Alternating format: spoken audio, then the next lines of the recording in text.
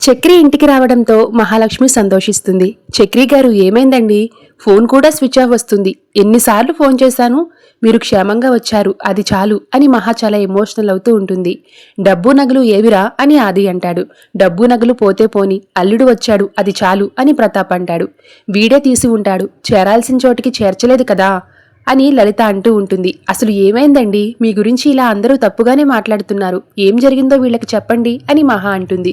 దాంతో కిడ్నాప్ చేసిన గ్యాంగ్ గురించి అందరికీ చక్రి చెప్తాడు. ఈ కథలన్నీ పిచ్చిది ఉంది కదా, మహాకి చెప్పు, నమ్ముతుంది, మేం కాదు అని చక్రి కాలర పట్టుకుంటాడు ఆది.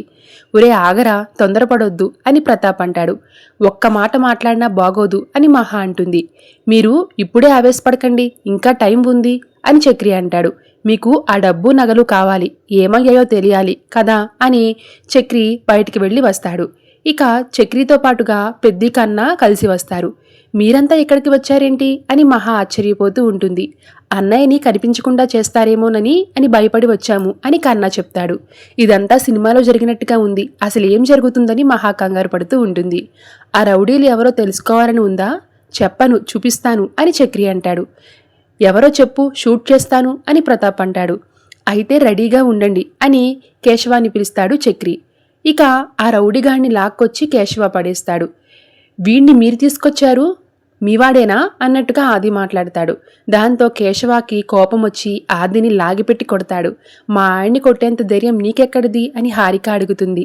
మా కేశవ కారణం లేకుండా ఏ పని చేయడు వదినా అని మహా అంటుంది. ఆ రౌడీని నాకు అప్పగించండి, వాడి పని నేను చెప్తాను అని ప్రతాప్ యాక్ట్ చేస్తూ ఉంటాడు. ఆగండి సార్ అని పెద్ది మొదలు పెడతాడు.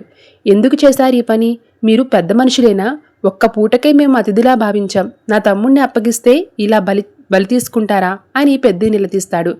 ఏంటి సార్, మిమ్మల్ని మీరు కాల్చుకుంటారా అని చక్రి కౌంటర్లు వేస్తాడు. ఏంట్రా అంత మర్యాదగా అడుగుతావు? వీడొక పెద్ద మనిషి, ఆడొక మనిషి అని ప్రతాపాదీలను తిడతాడు కేశవ. ఇంతలో లలితకు కోపం వస్తుంది. ఎవర్రా మీరంతా, మా ఇంటికి వచ్చి మా ఆయన్ని అంటారా, బయటికి పొండరా అని ఫైర్ అవుతూ ఉంటుంది లలిత. ఇందులో మీ పాత్ర కూడా ఉందని నాకు తెలుసు, ఇక మీ ఓవర్ యాక్షన్ కాస్త ఆపండి అని లలితపై కౌంటర్లు వేస్తాడు చక్రి. ఇక ఇదంతా మహా నమ్మలేకపోతూ ఉంటుంది. ఇదంతా నిజమా నాన్న, ఆది అమ్మ అని మహా అమాయకంగా అడుగుతూ ఉంటుంది. Thanks for watching.